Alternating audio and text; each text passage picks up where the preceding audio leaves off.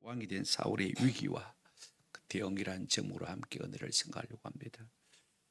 다른 제목으로는 부득이와 결단코라는 제목이 될 수 있을 것 같습니다.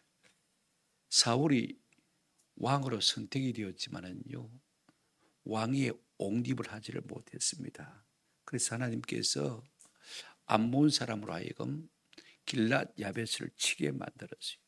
그리고 하나님께서 이 사울에게 성령을 한량없이 부어주셔서 이 암몬 사람을 치는 대성을 거두게 되어지지요. 이를 기회로 사무엘이 온 이스라엘을 길갈에 모으고 먼저 이 사울을 갖다가 왕위에 옹립하는 것을 볼 수가 있습니다. 이제 사울이 왕으로 세워졌으니까 사무엘은 뭐 해야 되겠습니까? 자기는 은퇴를 해야 되겠죠, 그죠? 그래서 은퇴사를 했습니다. 그것이 12장의 내용입니다. 그 은퇴사의 주 내용이 뭐냐? 참 사무엘은 깐깐한 노인입니다.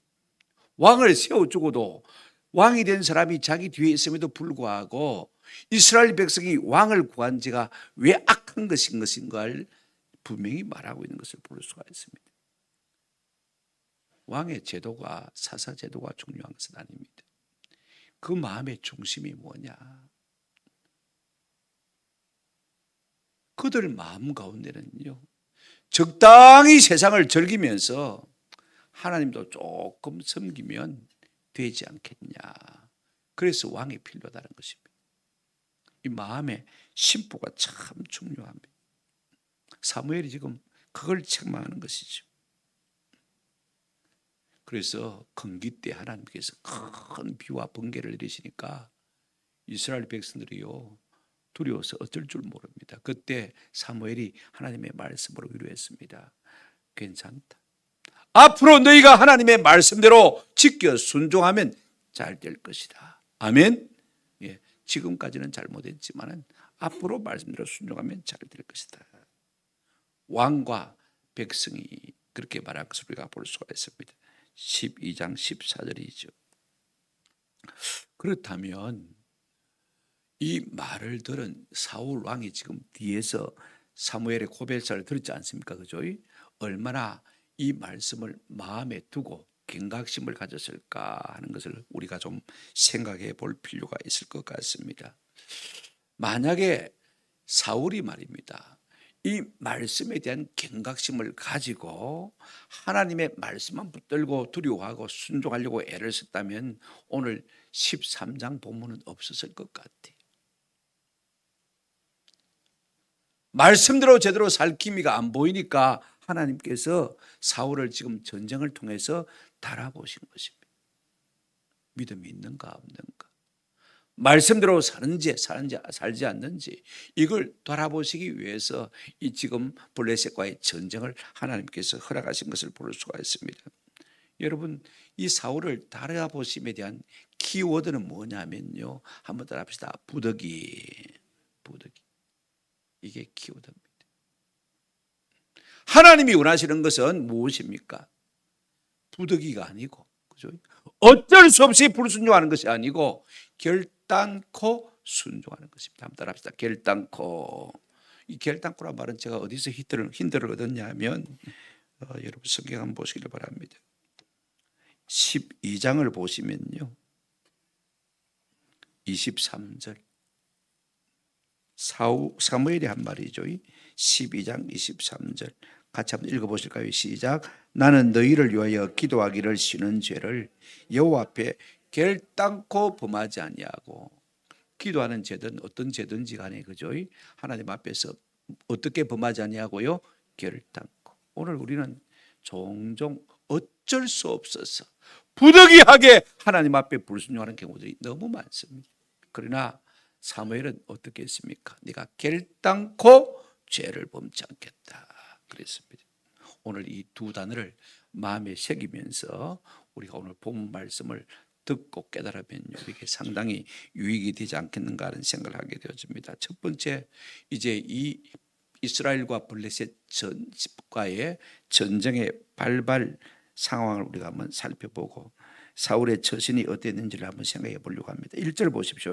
사울이 왕이 될 때가 40세라 그가 이스라엘을 다스린 지 2년에 그랬습니다. 뭐 아무 문제가 없어 뭐 이런 구절 같지만은 사실은 사무엘상 가운데서 이 1절 말씀이 가장 조금 애매한 말씀입니다. 애매한 말씀이. 그래서 여러분 성경을 좀 번역본마다 대조를 해보면 이 1절 말씀이 번역마다 다르다는 것을 알 수가 있습니다. 제가 종합적으로 연구를 해보니까 그런 것 같아요. 한국 킹 제임스 성경이 제대로 잘 번역을 한 것 같습니다. 제가 읽어드리겠습니다. 사울이 1년을 다스렸고 그가 이스라엘을 2년간 다스렸을 때 2년째 다스렸을 때 이렇게 번역하고 있는 것을 우리가 볼 수가 있습니다. 그러니까 이제 사울이 왕이 된 지 몇 년 차라고요? 2년 차다. 이렇게 여러분이 이해를 하시면 되겠다. 그것이 1절 말씀이 우리에게 정확하게 전달하려고 하는 의도다 하는 사실을 기억하시면 좋는데 2절 한번 보시기를 바랍니다. 이스라엘 사람 3,000명을 택하여 그 중에서 2,000명은 자기와 함께 믹마스와 베델산에 있게 하고 1,000명은 요나단과 함께 베냐민 기브에 있게 하고 남은 백성은 각기 장막으로 보내니라. 왕이 되었으니까 군대를 모집했겠죠, 그죠? 여태까지는 자원병입니다, 그죠? 그런데 왕이 딱 생기고 난 다음에는 모병자가 되었습니다, 그죠? 그래서 상비군을 둔 것을 볼 수가 있습니다. 3,000명의 상비군을 뒀는데 2,000명은 사울 왕이 자기가 데리고 있고, 그 다음에 1,000명은 누가 데리고 있습니까? 그의 아들 요나단이 거느리고 있는 것을 볼 수가 있습니다. 여러분 사무엘 때는 사사로서 이스라엘 백성을 다스려도 아무 전쟁이 없었습니다. 맞습니까? 평화 안 했는데 아니 왕이 되었는데 사울이 왕이 있는데 왜 전쟁이 일어나는 것입니까? 전쟁의 발발 원인이 무엇입니까? 물론 간단합니다. 여러분 동기부여는 누가 했냐면요 사실은 이스라엘이 먼저 했습니다. 누가 했는가 보실까요? 자 3절 한번 보시기를 바랍니다. 블레셋과의 전쟁의 발발 원인입니다. 그죠? 요나단이 게바에 있는 블레셋 사람의 뭘 침해? 수비대를 침해. 블레셋 사람들이 이를 들은지라. 누가 먼저 걸쭉거렸습니까? 요나단이 걸쭉거렸습니다. 이스라엘 백성이 그런 것도 아니고 사울 왕의 아들이 걸쭉거린 것을 볼 수가 있습니다. 여기에 하나님의 묘한 섭리가 있습니다. 사울을 달아보시려고 그의 아들을 지금 이용하고 계시다는 사실을 우리가 꼭 기억할 필요가 있습니다. 이게 수비대란 말은요 영어로 게리선이란 말인데 주둔지를 말합니다. 기지 부대를 말하는 것이죠. 블레셋 사람들이 강하니까 이스라엘을 지배하려고 이스라엘 땅에다가 주둔지를 두었단 말입니다. 기지 부대를 두었단 말씀인 것입니다. 그런데 이 사울의 아들 요나단이 어떻게 했습니까? 이 수비대를 끌쭉거리니까 싫으니까 말입니다. 한번 쳤어요. 그랬더니 블레셋 사람들이 이 소문을 들었습니까? 들었습니까? 들었습니다. 그러면 반드시 어떻게 하겠습니까? 반응하겠죠. 그죠? 자극이 들어왔으니까 반응이 나올 수밖에 없는 것입니다. 그러니 당연히 군사를 모아서 치려고 할 것입니다. 이걸 들은 사울이 빠르게 준비를 하는 것을 볼 수가 있습니다. 자, 4절을 한번 3절 끝에 보시길 바랍니다. 사울이 온 땅에 나팔을 불어 이르되 히브리 사람들은 들으라 하니 온 이스라엘이 사울이 블레셋 사람들의 수비대를 친 것과 여기 사울이 수비대를 짓다고 했는데 사실은 요나단이 친 것이죠. 그 다음에 이제 블레셋 사람들의 미움을 받게 되었다 함을 듣고 백성들이 어떻게 했습니까? 길갈로 모여서 사울을 따랐다고 했습니다. 지금 상비군은 몇 명밖에 없습니까? 3,000명밖에 없습니다. 그죠? 3,000명 갖고 무슨 싸움을 하다옵니까? 그러니까 지금 사울이 나팔을 각 지역 부족마다 다 불었습니다. 그랬더니 이제 자원병이 모여왔는데 뭐 얼마나 왔다 그런 내용이 성경에 없는 것을 볼 수가 있습니다. 그런데 여러분 보십시오. 이제 이스라엘 백성들이 3,000명 상비군에다가 나팔을 불어봐야 앞에 막 3만 한 몇 명 왔으니까 그죠? 한 3만 명 왔다 치도 3만 3천 명 정도입니다. 그죠? 그런데 블레셋에서 얼마나 많이 나왔느냐? 5절 한번 보시기를 바랍니다. 블레셋 사람들이 이스라엘과 싸우려고 모였는데 병거가 3만이요 마병은 6천 명이요 백성은 해변에 모래와 같이 많더라. 그들이 올라와 벳아웬 동쪽 믹마스에 진침해 그랬습니다. 여러분 이 블레셋 군대를 보면 병거만 몇 명입니까? 3만. 보통 병거에 2명씩 탄다 치면요 3만 되면 몇만 명의 군사가 필요합니까? 2배로 치면 6만 명이죠. 그러니까 이 병거를 모는 사람만 해도 이스라엘 병력의 2배가 되어집니다. 그죠? 그 다음에 마병이 몇 명이요? 6천 명이. 그 다음에 보병은요, 해변에 모래와 같이 많더라 그랬습니다. 그러니까 우리가 상상할 수 있는 것이 한 10만 명은 올라오지 않았겠나 이렇게 생각합니다. 이스라엘 군대는 대략 몇 명이라고요? 3만 3천 정도 우리가 된다고 짐작을 해볼 수가 있습니다. 그러면 3대 1도 안 되죠. 그죠? 뻔한 것입니다. 전력이 비교가 안 되어집니다. 전력만 문제가 아닙니다. 그들의 사기가 어떻습니까? 이 큰 군대를 보고 모여온 이 이스라엘 군대는 지금 어떤 상황을 겪고 있습니까? 6절 7절 한번 보시기 바랍니다. 이스라엘 사람들이 위급함을 보고 6절 7절입니다. 어떻게 했습니까? 절박하여 굴과 숲풀과 바위 틈과 은밀한 곳과 웅덩이에 숨으며, 어떤 히브리 사람들은 요단을 건너 갓과 길르앗 땅으로 가되 사울은 아직 길갈에 있고 그를 따른 모든 백성이 떨더라 그랬습니다. 세 가지 동사가 있습니다. 그죠? 자, 보실까요? 어떤 군대는요, 그냥 숨을 곳만 있으면 숨습니다. 그죠?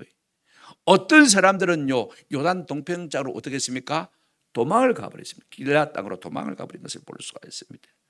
남아있는 백성은 어떻게 했습니까? 떨고 있습니다. 이게 참 중요해요. 군대도 아니죠. 그러니 여러분 생각해 보십시오. 3만 3천밖에 안 되는 군대가 일부는 두려워서 숨어버리고, 일부는 길앗 저 땅 요단 동편 땅으로 도망가 버리고, 남은 사람들은 자기와 함께 있긴 하지만은 두려워 뭡니까? 떱니다. 나중에 보면요, 얼마밖에 안 남았냐면 600명밖에 안 남았어요.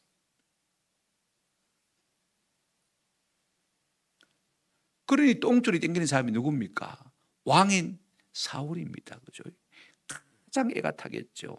본문 보시기를 바랍니다. 8절입니다. 사울은 사무엘이 정한 기한대로 이레 동안을 기다렸으나 사무엘이 길갈로 오지 아니하며 백성이 사울에게서 많은지라 흩어지기 시작했습니다. 그래도 영적인 권위를 가지고 하나님 앞에 기도하면 응답받는 사무엘이 와서 지금 그들 가운데 와서 하나님 앞에 번제와 화목제를 드려주고, 그 다음에 저들을 위하여 기도하면 이스라엘 백성들이 힘을 얻고 나가서 담대하게 싸울 수 있을 터인데, 지금 이 두려운 상황에 누구마저 오지 않습니까? 사무엘마저 와서 기도해 주지 않습니다.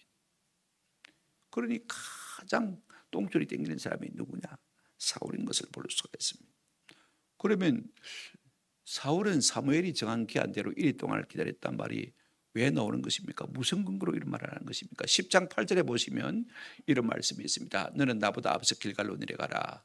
내가 네게로 내려가서 번제와 화목제를 드리리니 내가 네게 가서 내가 행할 것을 가르칠 때까지 며칠 동안?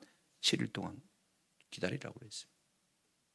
그래 7일이 됐는데도, 7일차가 됐는데도 지금 사울은 똥줄이 지금 입이 바짝바짝 말라가는데 사무엘 선지자가 나타날 생각을 안 하는 것입니다. 아무리 지금 백성이 두렵고 블레셋의 군대가 크고 강하다 할지라도 사무엘이 와서 한번 하나님 앞에 기도하고 축원해 주면 이길 수 있을 것 같은데, 사무엘은 그림자도 보이지 않습니다. 그래서 사울이 어떻게 합니까? 성경 한번 보시기를 바랍니다. 위기가 왔을 때 여러분 참 중요합니다. 이때가 하나님 우리를 달아보시는 순간입니다. 평안할 때 우리가 달림을 받는 것 아닙니다. 물론 평안할 때도 하나님 달아보시는 순간이 있습니다만은요, 위기 때 하나님 우리를 달아보시는 것입니다. 9절 한번 보실까요? 사울이 이르되 번제와 화목 제물을 이리로 가져오라. 이 말은 내게로 가져오란 말이죠. 하여 어떻게 했습니까? 번제를 누가 드렸습니까? 자기가 드려버렸습니다.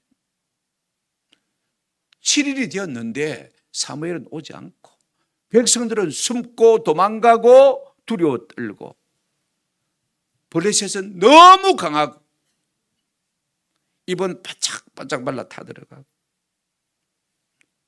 왜 번제를 드리지 않으면 안 되는 것입니까?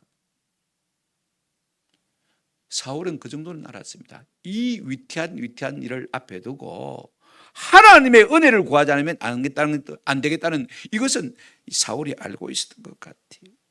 12절에 그렇게 말했지 않습니까? 그죠? 그럼에도 불구하고 이것은 명백한 불순종입니다. 왜냐? 여러분, 제사는 누구만 드릴 수 있습니까? 제사장만이 드릴 수 있지 않습니까? 자기는 지금 왕이에요. 근데 상황이 너무 급박하니까, 상황이 너무 두려우니까, 블레셋 군대가 너무 두려우니까, 사람이 너무 두려우니까 하나님이 하지 말라고 한 것을 하게 되더라, 그 말인 것입니다. 잠언 29장 25절에 사람을 두려워하면 올부에 걸리게 되거니와 여호와를 의지하는 자는 말이라 안전하게 되더라. 아무리 대적이 크고 위험해도 우리 하나님을 힘있게 의지하는 자는 뭐를 얻는다고 했습니까? 안전함을 얻는다고 했습니다. 여러분, 기름 붓는다는 말은 무슨 말이냐면요, 하나님이 영광 받으실 목적으로 사람이나 사물이나 나를 뚝 떼어 구별한다는 의미입니다. 하나님이 사람을 구별할 때 기름 부었지 않습니까? 왕이나 제사장이나 선지자를 세울 때 기름 부었거든요. 이 사람들은 내가 내 영광을 위해서 따로 떼어놓은 사람들이다. 인간을 위해서 사용하지 말라는 것입니다. 이게 참 중요해요. 날도 마찬가지입니다. 안식일, 주일 마찬가지입니다. 내 출세와 내 유익을 위하여 쓰라고 한 날이 아닙니다. 하나님의 영광만을 위해서 사용하도록 하나님이 기름 부어서 따로 뚝 떼어서 뭐한 날이라고요? 구별한 날이라는 것입니다. 이게 거룩이라는 의미인 것입니다. 사람도 마찬가지입니다. 우시아 왕이 왕인데 제사장도 아닌데 제사장이 하는 분향을 자기가 하고 싶어 했습니다. 그 결과 그가 어떻게 됐습니까? 우리가 잘 알고 있죠, 그죠? 나병이 들어가지고 벨궁에서 40년 동안 갇혀 살았습니다. 비참한 생애를 겪게 된 것 우리가 잘 알고 있지 않습니까? 사무엘이 7일을 기다렸다. 사울이 사무엘을 7일을 기다렸음에도 불구하고 아직도 오지 않습니다. 충분히 다 기다린 것은 아닙니다. 아직도 저녁이 남아 있습니다. 근데 하도 지금 답답하니까, 똥줄이 땡기니까, 급하니까 어쩔 수 없이 자기 말대로요, 부득이해서 자기가 지금 제사를 드려버리고 만 것을 볼 수가 있습니다. 우리 역시요, 답답할 때, 똥줄이 땡길 때, 급할 때, 위기에 처할 때 하나님이 하지 말라고 한 것을 알면서도 우리가 하게 되더라고 말입니다. 우리가 자식을 위해서 기도합니다만은요, 그러나 끝까지 참지 못하고 자구책이 나올 때가 많습니다. 그래서 그냥 일을 갖다가 놓쳐버릴 때가 참 많지 않습니까? 아브라함도 마찬가지입니다. 하나님께서 아들을 주시겠다고 했는데 불구하고 10년을 참아도 아들을 안 주시니까 자구책이 나왔지 않습니까? 그죠? 그래서 하갈과 동침해가지고 누구를 낳습니까? 이스마엘을 낳지 않습니까? 지금 그들이 누굽니까? 하마스하고, 그죠? 그 다음에 또 뭡니까? 저 레바논에 그 친구들 있지 않습니까? 그 이스라엘과 철전지 원수가 되어서 오늘까지 싸우고 있는 것을 볼 수가 있습니다. 그러면요, 지금 사울이 하나님의 말씀대로 행하지 못한 결과가 어떻게 나타나는지를 우리가 좀 살펴보십시다. 두 번째로 우리가 생각할 것은 사울의 변명과 사무엘의 경고입니다. 우리가 전력으로 따지면 이스라엘이 블레셋 앞에 상대가 안 되어지지 않습니까? 이길 수 없는 싸움입니다. 이스라엘이 유일하게 이길 수 있는 방법은 뭐냐 하면, 한번 따라합시다. 하나님이 앞서 싸워주시는 것입니다. 예. 여태까지 그렇게 해왔고 앞으로도 하나님 그렇게 하실 것입니다. 그런데 지금 하나님은 사울을 달아보고 계신 것입니다. 그가 지금 하나님의 은혜를 구해야 됐다는 사실은 알고 있음에도 불구하고 너무 급하니까 사무엘이 드려야 할 번제와 화목제를 누가 드렸습니까? 자기가 드려버리고 만 것을 볼 수가 있습니다. 왜 그랬습니까? 이스라엘 군대가 숨고 도망가고 두려워 떠니까 어쩔 수가 없었던 것입니다. 부득이하게 제사를 드렸습니다. 그런데 놀라운 것은요, 딱 제사를 드리자마자 누가 당도했습니까? 사무엘이 마지막 시간에 딱 왔네요. 약속을 어긴 것도 아닙니다. 그렇죠? 자, 보십시다. 일에 대한 사울의 변명을 살펴보십시오. 10절부터 12절까지 보시면 10절 번제 드리기를 마치자 사무엘이 온지라. 제가 그 9절 한번 보시길 바랍니다. 9절 다시 한번 돌려주십시오. 거꾸로 한번 돌려주십시오. 9절. 사울이 이르되 번제 화목제를 물을 이리 가져오라 하여 번제를 드렸더니 10절 10절 번제 드리기를 마치자 마자 막 사무엘이 온지라. 이렇게 번역하면 더 좋을 것 같아요. 그죠? 이게 힘내라는 보라라는 말이 있는데 저는 이 힘내를 갖다가 막이라고 번역하고 싶어요. 번제 드리기를 마치자 마자 막 사무엘이 만지라 온지라. 이게 원문에는 막이라는 단어가 하나 있습니다. 그죠? 힘내 사무엘이 막 온지라. 사울이 나가 맞으면 무난하되 11절 한번 보시기를 바랍니다. 사무엘이 이르되 왕이 행하신 것이 무엇이냐니 사울이 이르되 백성은 내게서 흩어지고 당신은 정한 날에 오지 아니하고 블레셋 사람은 mik마스에 모였음을 내가 보았으므로 이에 내가 이르기를 블레셋 사람들이 나를 치려 길갈로 내려오겠거늘 내가 여호와께 은혜를 간구하지 못하였다 하고 한번 따라합시다. 부득이하여 번제를 드렸나이다 아니라. 여러분 희한하게요, 사울이 막 번제를 드렸는데 막 누가 도착했습니까? 사무엘이 도착한 것을 볼 수가 있습니다. 그래 나가서 인사를 하는데 다고짜 여러분 사울이 뭐라고 합니까?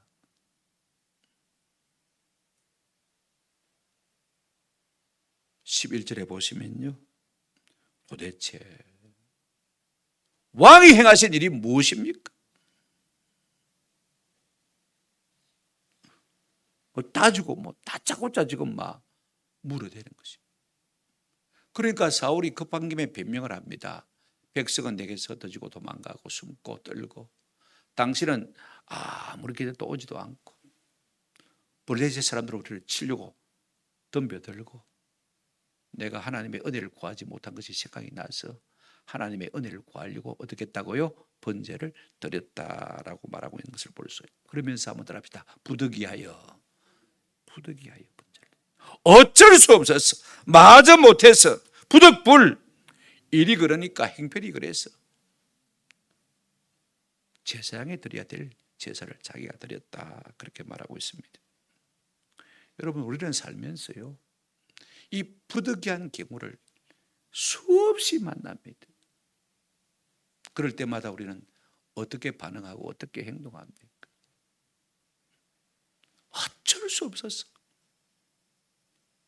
우리는 하나님의 말씀을 불순종할 때가 참 많습니다. 몰라서 불순종하는 게 아니에요.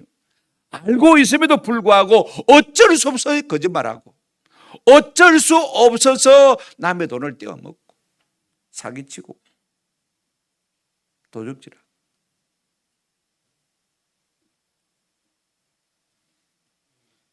여러분 보십시오.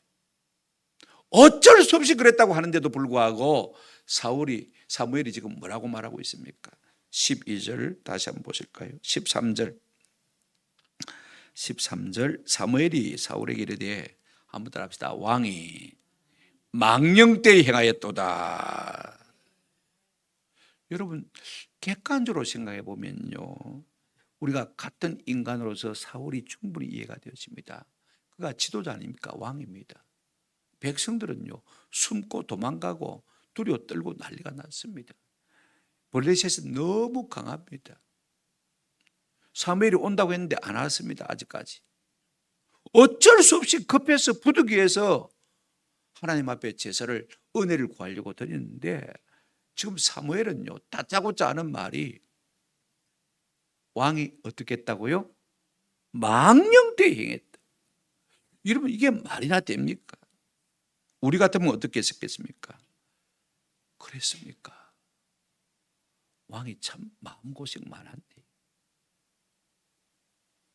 참 마음고생 많았네. 그래도 내가 왔으니까 다시 한번 우리 예배합시다. 그래야 정상 아닙니까? 그런데 여러분 사울이요 애누리가 없어요. 사무엘이 애누리가 없어요. 다짜고짜 한번 따라합시다. 왕이 망령되이 망령되다는 말은 노망이 들단 말 아닙니까? 그죠? 지금 아무리 사무엘이 선지자만은 그래도 왕으로 세움 받은 사울에게 어쩔 수 없이 부득이해서 그럴 수밖에 없었다고 하는데도 불구하고 이렇게 세게 말해도 되는 것입니까?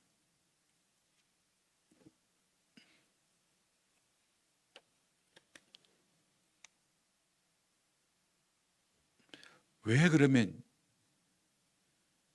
왕이 망령 때에 행했다고 하느냐? 우리가 13절 중간에 보시면 왕의 하나님 여호와께서 왕에게 내리신 명령을 뭐하지 않았기 때문에 지키지 않았기 때문에.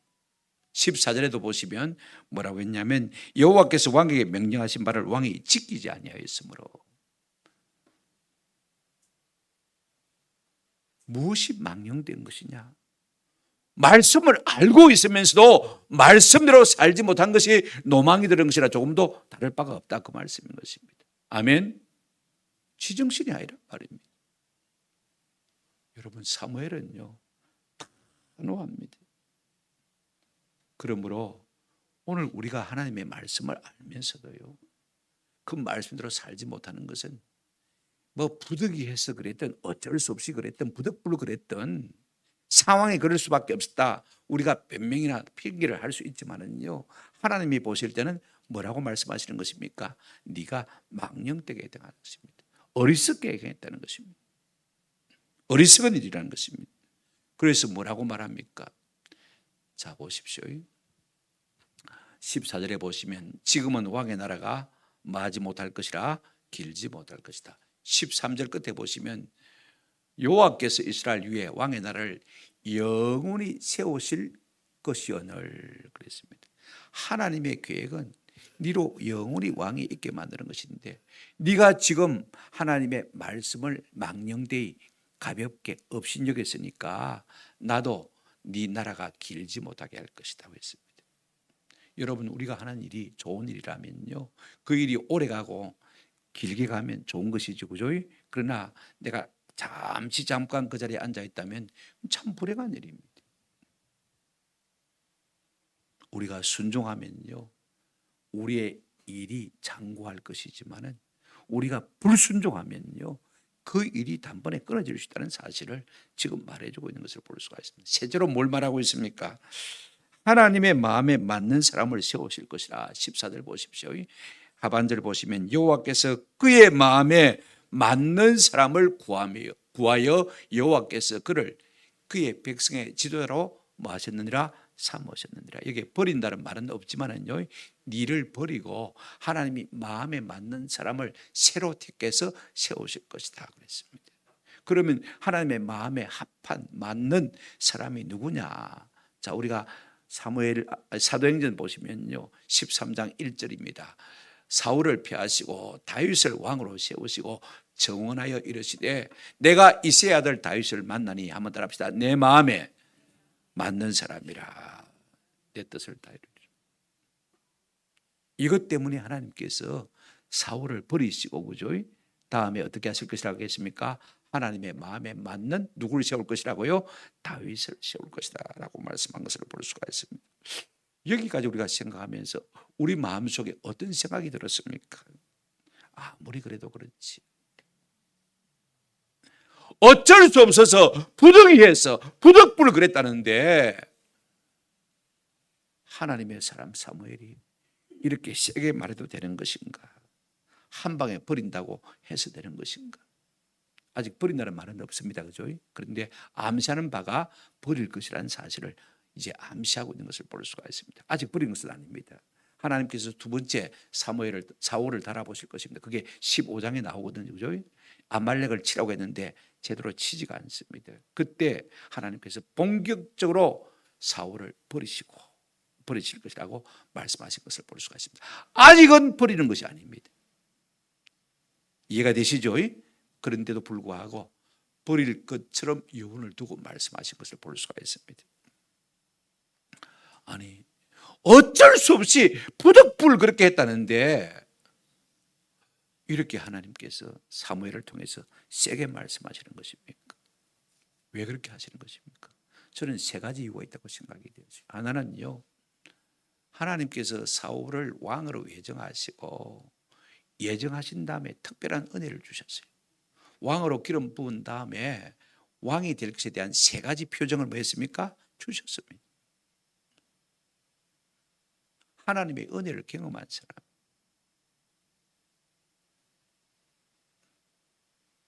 그리고 하나님이 함께 하심으로 말미암아 안 본 사람을 쳐서 뭐 했습니까? 이겼습니다. 하나님이 함께 하시면 어떻게 된다는 것도 알고 있는 사람입니다.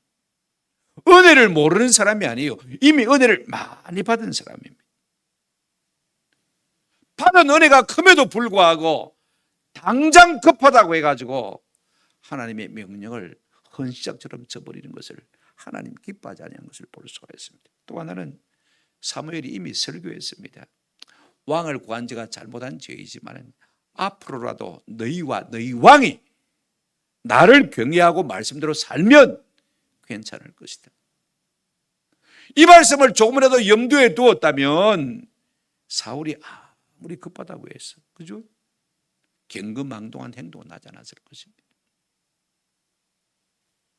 진짜 중요한 것은요, 한번 따라합시다. 예언은 경고입니다. 꼭 그대로 된다는 말은 아니에요. 경고입니다. 이걸 아세요. 여러분 요나스를 보게 되지만 하나님께서 요나 선지자에게 뭐라고 했습니까? 니느웨 사람을 말 것이다. 내가 심판할 것이라고 했습니다. 그랬는데 니느웨 사람들이 어떻게 했습니까? 회개했잖아요. 하나님께서 살려주셨습니다. 그죠? 심판하지 않았습니다. 여러분 모든 예언에는 꼭 예언대로 되겠지만 그러나 돌이키라 그 말씀인 것입니다. 한번 따라합시다. 경고입니다. 예언의 말씀은 경고입니다. 이걸 우리가 아셔야 돼요.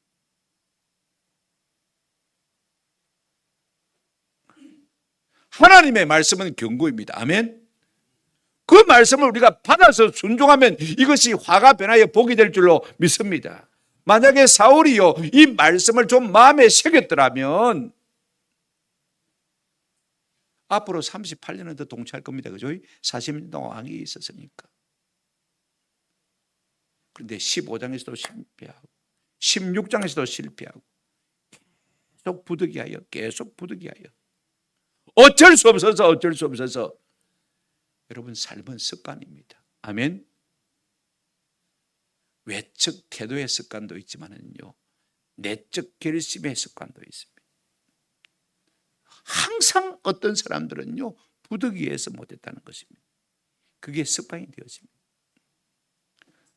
사무엘처럼 한번 따라합시다. 결단코 이런 습관이 우리 삶에 있으면요 이겨낼 수가 있는데 항상 사울처럼 부득이해서 이게 우리 인생의 쓴뿌리가 되어지고 이게 우리의 운명이 되어지는 것을 볼 수가 있습니다. 여러분 사울이 끝까지 망한 이유가 무엇입니까? 자기가 신접한 여인을 갖다가 다 매라라고 그랬지 않습니까? 똥줄이 당기니까 나중에 자기가 누굴 찾아갔습니까? 신접한 여인을 찾아내가지고 찾아가서 자기의 장래에 대해서 묻는 것을 볼 수가 있습니다. 그리고는 결국은 멸망에 대한 예언을 받지 않습니까? 그 다음부터 자기 마음이 미리 낙담이 돼가지고 간이 떨어져가지고 어쩔 수 없이 죽지 않습니까? 이게 자기 운명이 되어진 것을 볼 수가 있습니다. 여러분 세상이 잣대가 되면 안 됩니다. 나보다 못한 사람이 잣대가 되면 안 됩니다. 한번 따라합시다. 하나님의 말씀이 우리의 삶에 잣대가 되어야 됩니다. 아이고 세상 사람들은 다 그렇게 살던데 아이고 뭐 김집사도 그렇게 살고 박권사도 그렇게 살고 다 뭐 살던데 뭐 이것이 우리의 표준이 되면 안 됩니다. 한번 따라합시다. 하나님의 말씀. 여러분 다니엘이요 30일 동안 어떤 신에게든 기도하면 사자굴에 던진다는 임금의 칙령이 떨어졌습니다. 의인이 찍혔습니다. 총리니까 알죠. 그럼에도 불구하고 어떻게 했습니까? 다니엘이 전에 하던 대로 뜻을 정한 대로 30일만 비하면 될 테인데 밤에 남 모르게 하면 될 테인데 하루 3번 3시간 몰아놨다가 밤에 잘 때 하면 될 테인데 전에 하던 그대로 여러분 객기를 부린 게 아닙니다. 한번 더 합시다. 1장 8절에 다니엘이 어떻게 했냐면 한번 더 합시다. 뜻을 정하여 말씀대로 살 것이라고 뜻을 정한 그대로 결단코 내가 하나님 앞에 범죄치 않겠다는 뜻을 정한 그대로 살아간 것을 볼 수가 있습니다. 그러니 그가 점점 위대한 사람이 되었어요. 그렇다고 해서 사자굴에 안 던져진 건 아닙니다. 그죠? 던져졌어요. 손해는 봤습니다. 그러나 그 가운데서 하나님께서 건져내셔서 그를 더 존귀하게 하신 것을 볼 수가 있습니다. 아멘. 만약에 사울이요 그렇게 하지 아니하고 끝까지 하나님을 기다렸다면 하나님께서 그 위기 가운데서 더 놀라운 기적을 일으켰을 것 같아요. 15절 한번 보시길 바랍니다. 사무엘이 일어나 길갈에서 떠나 베냐민 기바로 올라가니라. 여러분, 사무엘이요 사울이 듣기 싫은 말만 내뱉고는요 총총히 자기 고향으로 가버렸어요. 참 냉정한 사람이죠.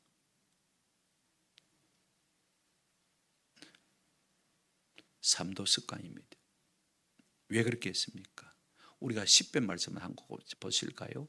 10편 15편 4절 5절입니다. 그의 눈은 망령된 자를 마하며 멸시한다고 했습니다. 하나님은요 하나님의 말씀을 무시하는 망령된 자를, 어리석은 자를 뭐 하신다고요? 멸시하고 여호와를 두려워하는 자들을 마고요 존대한다고 했습니다. 그러면 여호와를 두려워하는 사람은 어떤 사람입니까? 그의 마음에 순한 것은 해로울지라도 마하지 않는 사람, 변하지 않는 사람. 당장 내게 손해가 와도, 내게 불명예가 와도, 그죠? 내가 수촌스러운 일을 만난다 할지라도 하나님의 말씀대로 살겠다고 서원한 것을 그대로 지키는 그 사람이요 하나님께서 존대케 하시는 사람입니다. 아멘. 그렇지 않은 사람은 하나님이 뭐 하시는 사람이라고요? 멸시한다고 했습니다. 사무엘은 이 원리를 따라 산 것을 우리가 볼 수가 있습니다. 삶의 습관이라고 말씀드렸습니다. 외적인 태도도 중요하지만 내적인 결단도 참 중요합니다. 어떻게 생각하고 어려운 일을 만날 때 어떻게 판단하느냐, 이 내적 습관이 우리의 삶의 대부분을 결정합니다. 그죠? 지는 사람 항상 집니다. 이기기로 작정한 사람은 항상 이깁니다. 제가 연산동에 있을 때 사람은 젊은데 땅 한 평 없으니까 마음에 좌절이 되었어요. 마침 정주태 목사님이 잠실중앙교회 네가 온나 그래서 가기로 작정을 했습니다. 담임 목사가 되기로 작정을 하고 그래 말씀을 드리고 다 했는데 그때 제 당회장이 정판술 목사님이었습니다. 정 목사, 내가 살아보니까 큰 교회 간다고 밥 4그릇 먹는 거 아니고 작은 교회 있다고 밥 2그릇 먹는 거 아니야. 똑같다. 여기서 못 이기면 그거 가도 못 이긴다. 이기는 것도 습관이 돼. 여기서 이겨봐라. 그래서 제가 모든 걸 취소했습니다. 한번 더 합시다. 이기는 것도 습관이다. 상황이 너무 위급해서 지는 사람은 항상 집니다. 부득이해서 지는 사람은 항상 집니다. 그러나 이것도 습관입니다. 한번 더 합시다. 이기기로 결단합시다. 말씀대로 살기로 결단한 은혜가 우리 가운데 있기를 주님의 이름으로 축원합니다. 15절부터는 이것도 해야 되지만 아무래도 못할 것 같아요. 무슨 이야기를 하고 있냐면 서론에서 했던 말을 똑같이 반복하고 있는 것을 볼 수가 있습니다. 이스라엘의 전력과 그 다음에 블레셋의 전력이 비교가 되다라는 것입니다. 왜 자꾸 이 대조를 하고 있느냐 하면요 14장에서 앞으로 하나님께서 어떤 일을 행하실지를 뭔가 궁금증을 불러일으키도록 하기 위해서 우리에게 이와 같은 대조를 서론에서도 하고 결론에서도 하는 것을 볼 수가 있습니다. 전력 면에서 이스라엘은요 블레셋과 게임도 안 돼요. 그러나 우리가 다음 수요일 14장에서 우리가 한번 하나님이 그 가운데 어떤 일을 행하신지를 한번 살펴보십시오. 좀 기대를 했으면 참 좋겠다 싶은 생각이 듭니다. 말씀을 맺습니다. 우리가 말씀을 맺으면서 좀 거론적인 질문을 할 필요가 있을 것 같아요. 뭐냐면요, 왜 이스라엘 백성들이 그들에게 왕을 구했고 왜 하나님께서 사울을 왕으로 세워주셨냐는 것입니다. 이스라엘 백성들의 간구를 들으시고 하나님께서 사울을 왕으로 세우시로 작정하셨을 때에 하나님께서 사무엘 선지자에게 이렇게 말씀하셨습니다. 여러분 다 이미 생각했습니다만은 9장을 한번 보시기를 바랍니다. 9장 16절. 내일 이 밤 때 내가 베냐민 땅에서 한 사람을 네게로 보내니라. 하나님이 사무엘에게 말씀하셨습니다. 너는 그에게 기름을 부어 내 백성 이스라엘의 지도자로 삼으라 그랬습니다. 사울을 기름 부어서 왕으로 삼으라 그랬죠. 그 다음에 하신 말씀이 참 중요합니다. 그가 내 백성을 한번 따라합시다. 블레셋 사람들의 손에서 구원하리라. 하나님이 사울을 왕으로 세우신 목적이 뭐냐? 블레셋 사람의 땅에서 너희를 내 백성을 말 것이다. 구원할 것이다. 그러니까 이 말은요. 무슨 말이냐?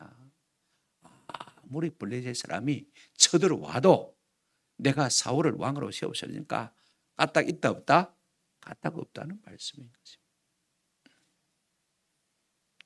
그러므로 중요한 것은 그렇습니다. 지금 사울이 개임도 안 되는, 말도 안 되는, 택도 안 되는 블레셋 군대를 만났지만은 그러나 하나님께서 약속하셨어요. 내 백성을 블레셋 사람들의 손에서 사울이 뭐하리라? 구원하리라. 약속하셨으니까. 그 말씀을 믿음의 눈으로 바라보았다면요. 저것들 떡되겠네. 내 밥이네. 이렇게 생각할 수 있는데 믿음의 눈으로 바라보지 못하면 어떻게 되는 것입니까? 오늘 나 죽었네. 아이고 오매 끝났네. 그죠? 그런 생각이 들 수밖에 없는 것입니다. 부탁을 드립니다. 어떤 문제를 만나든지 간에 한번 들어봅시다. 믿음이 있으면 기회가 되고 믿음이 없으면 위기가 됩니다. 아멘. 믿음의 문제인 것입니다. 서두에서 말씀을 드렸습니다만은 우리의 문제는 무슨 문제냐? 부득이 한 문제인 것입니다. 어쩔 수 없었어. 상황 때문에 다급했어. 급했어. 그러나 사무엘은 결단코라고 말했습니다. 우리가 부득이 이렇게 생각하면요. 질 수밖에 없습니다. 문제 앞에. 아멘. 그러나 결단코 우리가 외치면요. 어떤 시험이 와도 믿음 안에서 굳게 서서 이길 수 있는 줄로 믿습니다. 여기서 우리는 잠깐 이 상황 윤리에 대해서 좀 생각할 필요가 있을 것 같아요. 조셉 플래처라는 사람이 자유주의 신학자인데 이분이 상황 윤리라는 이상한 궤변을 만들어냈습니다. 상황 윤리라는 것은요. 절대적인 진리가 없고 때에 따라서 합당하게 하는 것이 상황 윤리입니다. 제가 뭐 시간 있으면 좀 오래 설명하면 참 좋겠는데요. 그죠? 이분들의 5가지 모토 원칙이 있는데 한번 따라합시다. 모든 것은 사랑에 기결돼야 한다. 들어보면 그럴듯합니다. 그런데 뭐가 빠져 있습니까? 하나님의 공의가 빠져 있는 것을 볼 수가 있습니다. 이게 상황윤리자들의 모토입니다. 5가지를 제가 다 설명할 수는 없고 자, 한번 생각해 보십시오.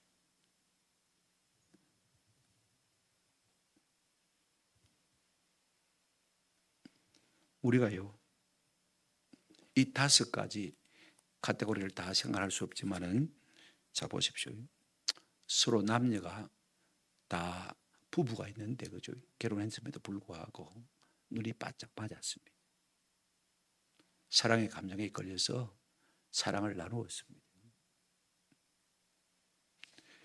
그러니 그걸 간음이라고 할 수 있느냐? 간음 아니다는 것입니다. 그게 뭐냐면 상황윤리입니다. 사랑이 동기가 되어서 서로 사랑을 나누는데 그게 어떻게 죄냐? 죄냐? 이게 상황윤리입니다. 주의 형편이 그래서 상황이 급해서 어쩔 수 없다는 것입니다.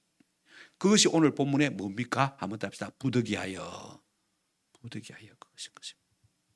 우리가 살다 보면요. 부득이해서 그런 일이 많습니다. 주일 성수도 마찬가지입니다. 사람이 아파서 그죠. 남도 아니고 사촌도 아니고 오촌도 아니고 조카가 결혼한다는데 안 갈 수 있습니까? 가야 되죠. 직장에서 흔히 경험합니다. 그 일을 하면 안 되지만은 상사가 하라면 목구멍이 포도청인데, 그죠? 어쩔 수 없이 그 일이 불의한 일인 줄 알지만은 뭐 해야 됩니까? 해야 되는 것입니다.